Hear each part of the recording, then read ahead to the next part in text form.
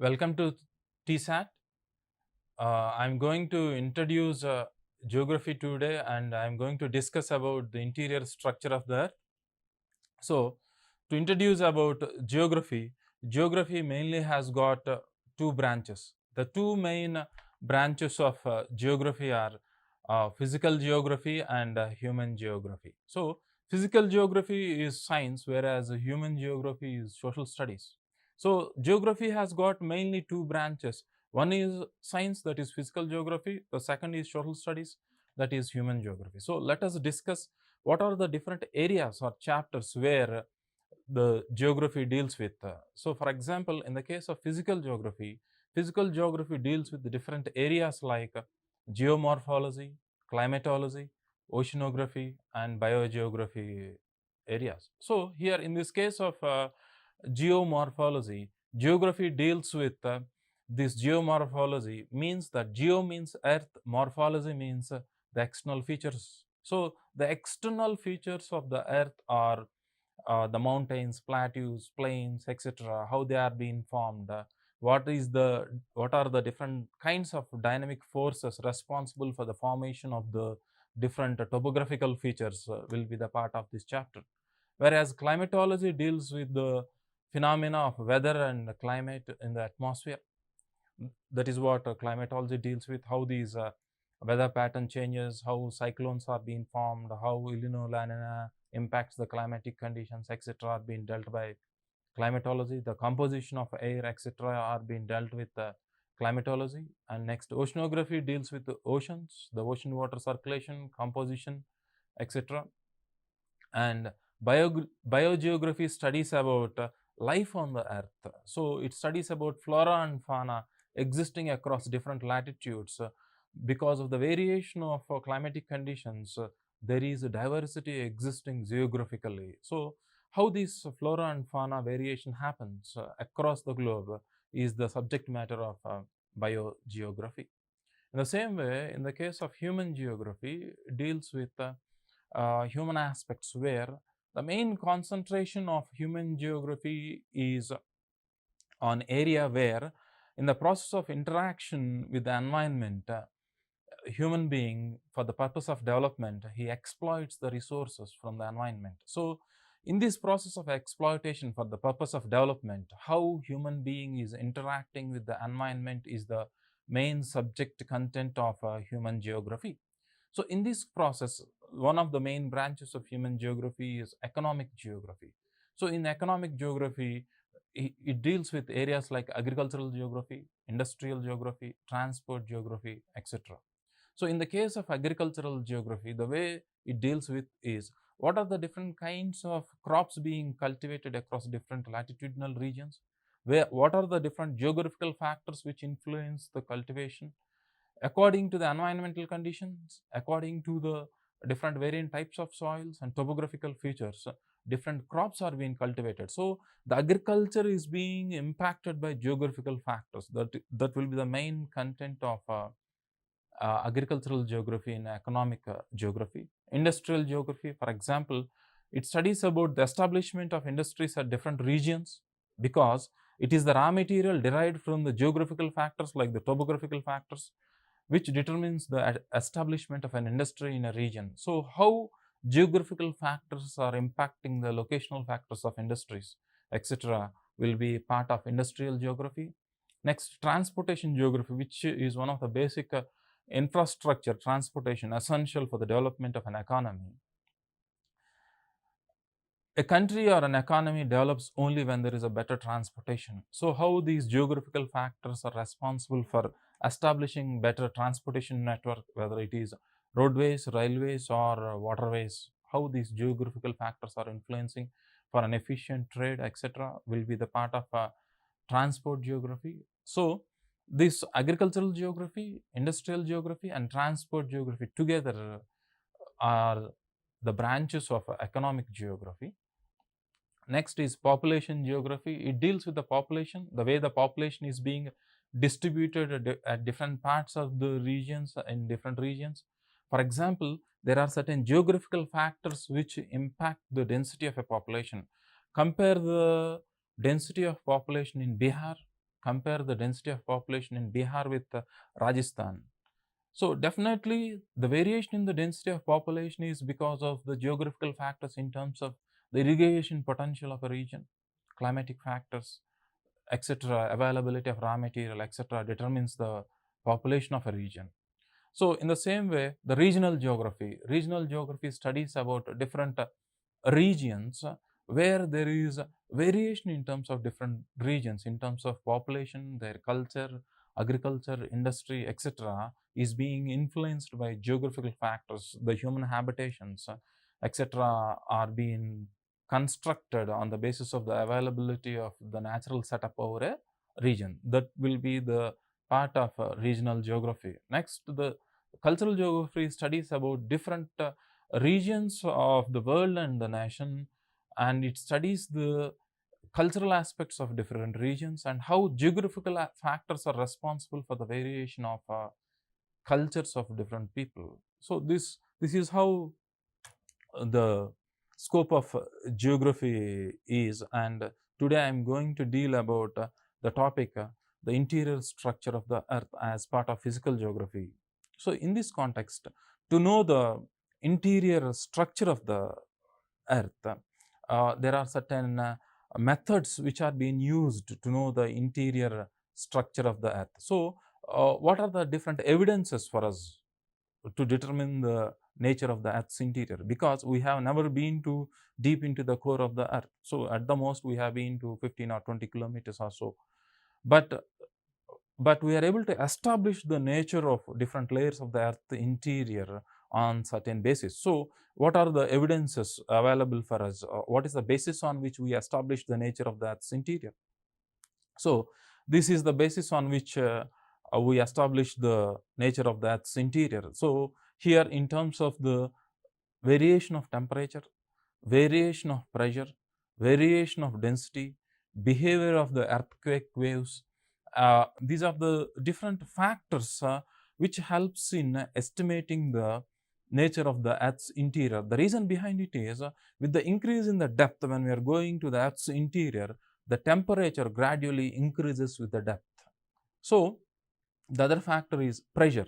So with the increasing in the depth, the overlying mass of the earth layer increases because of the weight being increased. What happens is the pressure with the depth gradually increases with the increasing in the depth. That is how the depth varies with the increase. That is how the pressure varies with the increase in the depth of the layers of the earth. Next, the density. The density also increases with the increasing in the depth. So gradually, the earth is majorly or broadly being divided into three major layers. Apart from these factors with the variation of temperature, pressure and density, the other factors which help us to study the earth's interior is the way the waves behave, the earthquake waves behave when they are passing through different layers of the earth's interior. The reason behind it is when the waves are being passed through the different layers of the earth's interior, when the density of the earth's layer varies, the velocity of the waves varies. When the state of the layer varies, if it is a semi-solid layer or if it is a liquid layer, certain waves pass through liquids, but certain waves doesn't pass through liquid. So based upon the velocity of the wave passing through different layers of the earth's interior, depending upon the way the waves pass, whether passing to certain layers or not passing through certain layers, determine the nature of the earth's interior. So let us go by point to explain you, to make you aware how the layers of the earth interior exists. So basically, to understand the earth's interior broadly, the earth has got three major layers. The outermost layer is the crust, the blue layer. The outermost layer is the crust, which is the thinnest layer. The thickness of the layer of the crust varies from 4-5 kilometers to at the max around 70 kilometers beneath the highest mountain ranges, and it is thin at the oceanic crust regions. So the next layer is the mantle. The crust, the second layer is the mantle, and the inner layer is the core. The inner core is being divided into outer core and the inner core. So These are the main three major layers of the Earth's interior. After knowing the major broad divisions of the Earth's interior, layer by layer, we shall analyze and discuss how the density varies, the nature varies, the thickness varies, and the composition of the layer with different kinds of minerals with which the layers are made up of. Let us discuss by layer. So here, when we consider the structure of the Earth's interior, we have got different layers. As I have mentioned, the reason for the division of the Earth's layer into different layers, because there is a change in the nature of the layer in terms of density, in terms of thickness, depth, behavior, etc. So because of these reasons, the layers of the Earth interior is being divided into different layers. So in this context, the first layer is the crust. So the crust of the Earth is being divided into two parts of the crust. Especially, it is being divided into oceanic crust and the continental crust. So the crust beneath the ocean is being described as the oceanic crust. The crust beneath the continent is being described as the continental crust. So in this context, when you relatively compare with the thickness of the crust, the thickness of the continental crust is more than the thickness of the oceanic crust. But when you relatively compare with the density of the crust is considered, the density of the oceanic crust is more than the density of the continental crust. So in this context, composition of the Earth's crust. So oxygen is the predominant element present in the Earth's crust. 50% of the weight of the almost all 46 50% of the weight of the Earth's crust is because of the oxygen combined with silicon forming minerals. Next to oxygen, it is silicon. It is 27.7%. Aluminum is 8.1%, and calcium is 3.6%. Iron is 5%. Sodium is 2.8%, and potassium is 2.8%, and magnesium is 2.1%. So here, these are the different materials with which the Earth's crust is made up of. So in this context, to understand the interior of the crust is being divided into majorly the continental crust and the oceanic crust. So the continental crust is being described as 𝗂𝗧. 𝗂𝗧 here implies silica, and it is made up of silica and magnesium, and whereas the continental crust is made up of Cl, silicon and aluminum. So this is how the materials which are dominating when you relatively compare with the continental crust and the oceanic crust. So the thickness of the crust varies. The continental crust is much more thicker, whereas oceanic crust is much more thinner. The average thickness of the crust is 40 kilometers, where it may vary to 70 kilometers beneath the mountain ranges, or it may be very minimum at the trenches deep in the ocean. So that is how the thickness of the crust varies. So the next layer is the mantle. So the mantle is being divided into the upper mantle and the lower mantle. So in the upper mantle, when we consider the upper mantle, the uppermost part of the upper mantle is considered as an asthenosphere, means which is in a state of plastic. A plastic is a material. A plastic state of condition of a state is one which can be deformed with pressure. For example, to make you understand the condition of the upper part of the mantle, for example, rocks in the atmosphere, in the air, when we try to bend the rock, we cannot bend the rock. Rock either cracks or you cannot break the rock. You experience only these two conditions. But at a certain conditions, at the asthenosphere, because of the temperature and pressure conditions, rocks bend. So here, this is a kind of condition where the uppermost part of the mantle is considered as the asthenosphere because of temperature and pressure. The layer is described as a plastic one which bends to or deforms to pressure conditions. So the upper part of the mantle and a layer known as Mohowiric discontinuity, and a crust together known as lithospheric plate. This is known as a lithospheric plate because this layer together known as the crust, the Mohowiric discontinuity, and the upper part of the mantle, a part of asthenosphere, which is in a plastic state, is a dynamic one, means which move from place to place because of the endogenetic forces. Endogenetic forces means the forces which are being developed within the Earth's interior because of the magmatic activity, which is responsible for the sliding of the lithospheric plates from region to region. Because of these sliding of the lithospheric plates throughout the Earth, which consists of both the oceanic lithosphere and even the continental lithosphere. Because of this movement of the plates, there are many fracture zones of the lithospheric plates. These fracture zones are being described as plate boundaries. The fracture zones are being described as plate boundaries. Because of these kind of fracture zones and because of the sliding of the lithospheric plates on a semi-solid layer leads to formation of different kinds of plate boundaries. So, because of the movement of these plates, this lithospheric plate, which consists of the upper part of the mantle, Mohowiric discontinuity, and the crust. A discontinuous layer in the Earth's interior implies that it is a semi-solid layer. So, here the lithospheric layer with these different layers will be sliding over a semi-solid layer, leading to the formation of different plate boundaries. This is a kind of plate boundary known as a divergent plate boundary. Means because of the fracture zones of the lithospheric plates, because they are sliding because of the semi-solid layer available above the upper part of the mantle known as the asthenosphere, plates diverge in a plate boundary.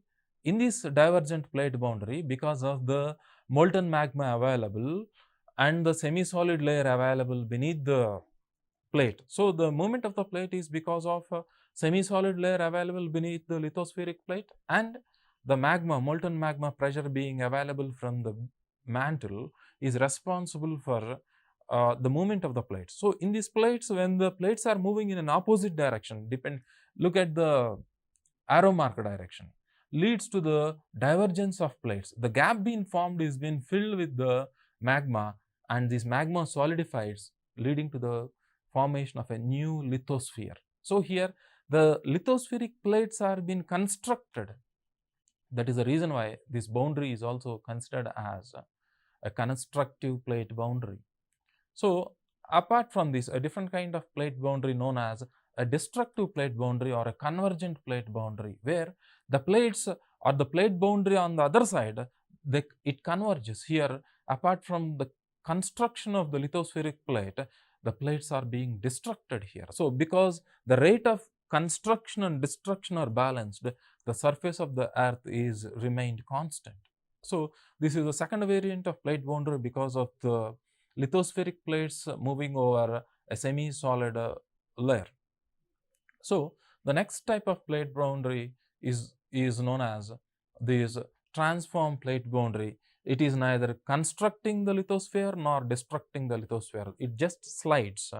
And when you relatively compare with the different intensities of earthquakes being occurring, the intensity of earthquakes relatively compared in these different kinds of plate boundaries, the intensity of earthquakes in these plate boundaries is relatively less when compared to the destructive plate boundary or the constructive plate boundary. So, that is the reason why the lithospheric plates are considered to be dynamic, which are not static, which are constantly moving from region to region. So, after knowing this, we shall get into the different layers of the Earth's interior. So, this is what a lithosphere is. The lithosphere is a solid rock that covers the planet. This includes the crust as well as the very uppermost part of the mantle, which is solid rock. All of the rocks on Earth, from the mountains to the seafloor, is included in the lithosphere. So there is a layer known as Mohowiric discontinuity within the lithospheric plate. So as I have already mentioned that Mohowiric discontinuity or discontinuity in the earth layer implies that there is a change in the state of the layer, there is discontinuity in the state. The discontinuity is discontinuity from a solid to a semi-solid state. So one such discontinuity is existing here beneath the Earth's crust in the lithospheric plate. So this is considered to be megacontinent, which is known as Pangaea. Because of this movement of the plates, the Pangaea, the larger continent, is being divided into Laurasia and Gondwana. So this Gondwana is further divided into these South Asia, Australia and Antarctica. Laurasia is being divided into North America, Greenland, Europe, and northern part of Himalayas, the China and the Russia constitutes Laurasia, and Laurasia is otherwise also known as Angara land. It has got a secondary name. So with this kind of drift of the continents, because of these semi-solid layer beneath the lithospheric plate, has led to the existing configuration of the continent. So gradually, when you relatively compare with the millions of years, so this is the configuration of the continents around 225 million years ago. Gradually, because of this drift happened, gradually the continents have drifted across different latitudes gradually, and this is the existing present day configuration of the continents because of the dynamic nature of the Earth's interior. So because of this reason, you have got different plate boundaries. When you relatively imagine the crust or the lithospheric plate completely above the Earth, consisting of convergent, divergent and transverse plate boundaries. When the surface of the Earth is considered, the crust is considered, there are certain elements which are existing with which the crust is made up of. Predominantly, as I have already mentioned, oxygen is a predominant element. You may get a doubt that oxygen is a gas. How can it exist? Oxygen is in the form of a mineral, in the form of a molecule reacted with some other element. That is the reason why it can exist in a solid state. So this is the same thing is been represented in a pie diagram for the purpose of your understanding, which is being discussed with you. Next comes the mantle. As I have divided the mantle into the upper mantle and the lower mantle, basically the mantle is made up of silicates and iron and magnesium. So this is the composition of mantle. So the mantle is the second layer, which is being divided into upper mantle and the lower mantle. The upper mantle's upper part consists of the asthenosphere, which is at a plastic state. It means that which can be deformed because of the pressure and temperature conditions. The upper part of the mantle has been described as an asthenosphere. So how it is being described? Beneath the lithosphere lies a soft, comparatively weak layer known as the asthenosphere. Within the asthenosphere, the rocks are close enough to their melting point that they are easily deformed. Because of the pressure conditions, they can be deformed, they can be folded, etc.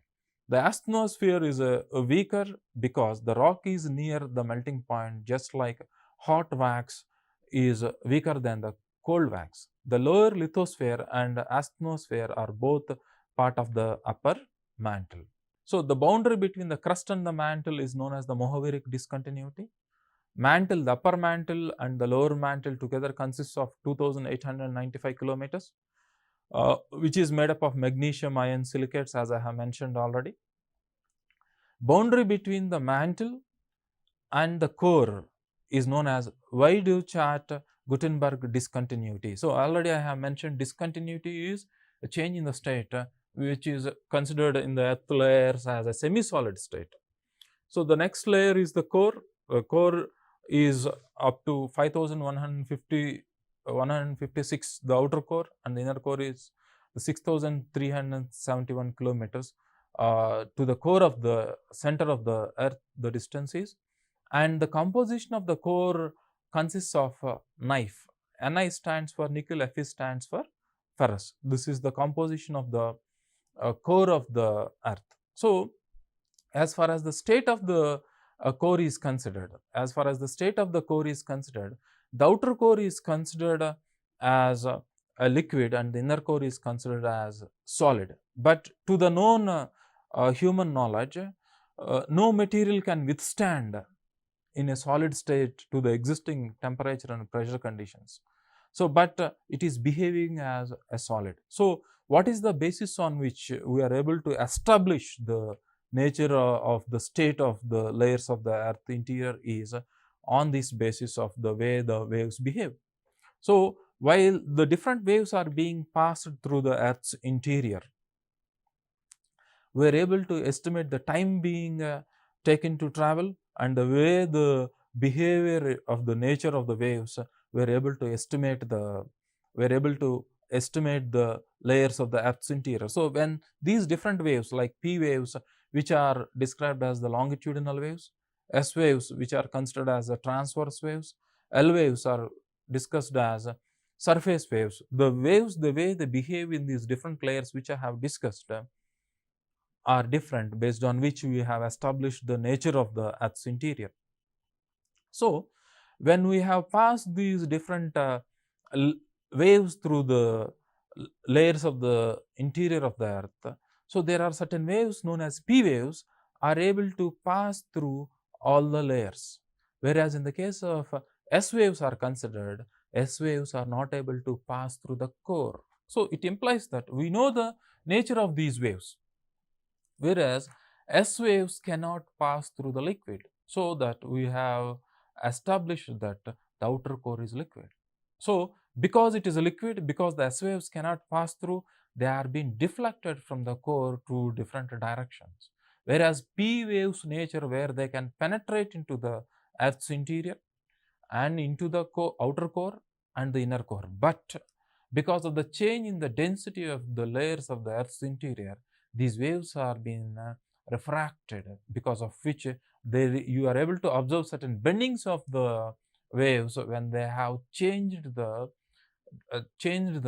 discontinuous layer. Here the changing layer is the Mohoviric discontinuity, or in the case of the core it is a Gutenberg discontinuity, the Gutenberg discontinuity between the mantle and the core. So, because the change in the density, the waves are being refracted. So, with this we are able to conclude that the crust is solid, the mantle is solid, the outer core is liquid, the inner core is a solid. So, here in this context, we are able to determine the shadow regions of these waves. So, here in this case, we have got a shadow region. So, for example, the P wave shadow region angular range, or a S wave shadow region angular range may be asked.